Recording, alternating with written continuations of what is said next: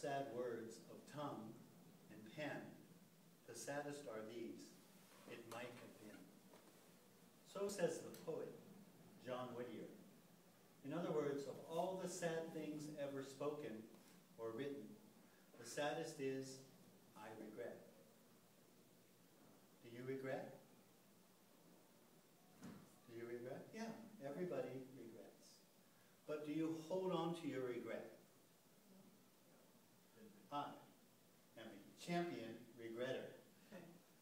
I regret things immediately and violently, and sometimes for years later. Sometimes I even regret regretting. And I have this fantasy that when I die, there may be a magic moment when I can choose whether to live the same life over or to live a new life. And I always thought I would choose to live the same life over and try to erase some of my regrets. But that was before I went to southern Chile. I started my trip off in a small beach town called Viña del Mar, near Santiago. And there I met two interesting guys, Juan and Roberto. Juan was a French master sailor, mechanic. He bought an old bus, fixed it up, painted it yellow, and called it the Yellow Submarine. And along with Roberto, who was a Spanish guitarist and singer, they were traveling all over South America, having adventures. One day Roberto saw me playing my saxophone on the beach, and he joined me, and we had a pretty good time for the next few days. And so he asked me, "Hey, Francisco, why don't you join us on the Yellow Submarine, man? We're going to have a pretty good time."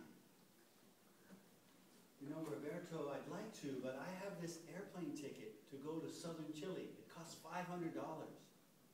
"Oh, okay." But the next day, he got a job playing music in the club, and together we played and had a good time and made a lot of money. "Come on, Francisco, why don't you join us on the Yellow Submarine, man? We're going to make good money." "You know, I can't." And so they left without me. Almost immediately, I regretted. "Oh, I should have gone with those guys. They were so cool. They were like my brothers. We would have had a great time. I probably would have saved money sleeping and eating on the bus. I should have burned that ticket." But it was too late. And I felt the heavy, paralyzing weight of regret again. Now, there's two reasons why people go to southern Chile: penguins and glaciers. Usually we think of water as something that moves and changes, moves in rivers, and changes from liquid to solid to gas. But the water in glaciers doesn't move or change much. It's been there for millions of years, longer than people have been on this earth. And glaciers are so solidly solid that they can push mountains. And one night, I snuck down to sleep in front of the glacier.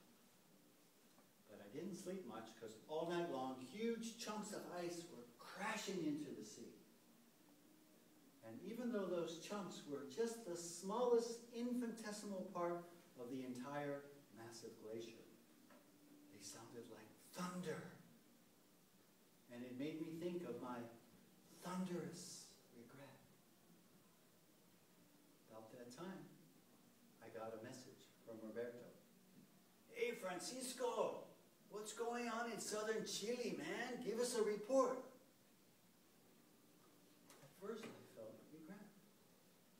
But then I thought about that glacier, and I focused not on what I had lost, but how much there was left. Okay, I wasn't on the bus, but I was a scout for the bus. And anyway, I have my own passion and my own bus, the World Saxophone Bus. And I felt my regret shift a little bit. Now, I had known about penguins But it wasn't until I went to the southernmost city in southern Chile, got on a boat, went to a small island where there were 6,000 penguins, that I really started to think about them. Penguins are birds, but they don't fly.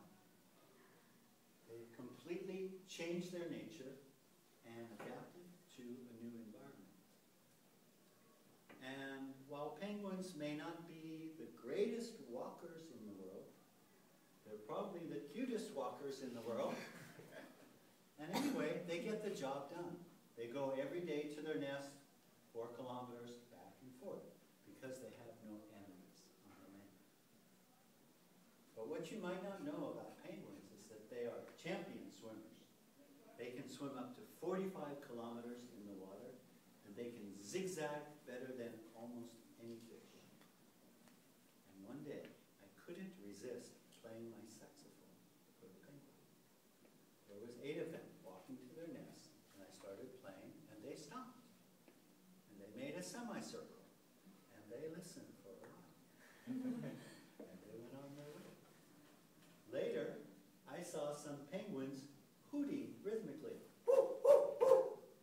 Wow, penguins are musical. Penguins are passionate. I was inspired by penguins and glaciers. And if they could completely change their nature and adapt to a new environment with passion, maybe I could change my negative nature. And I decided then that in the future I would try to live a life based not on regret, but built on passion.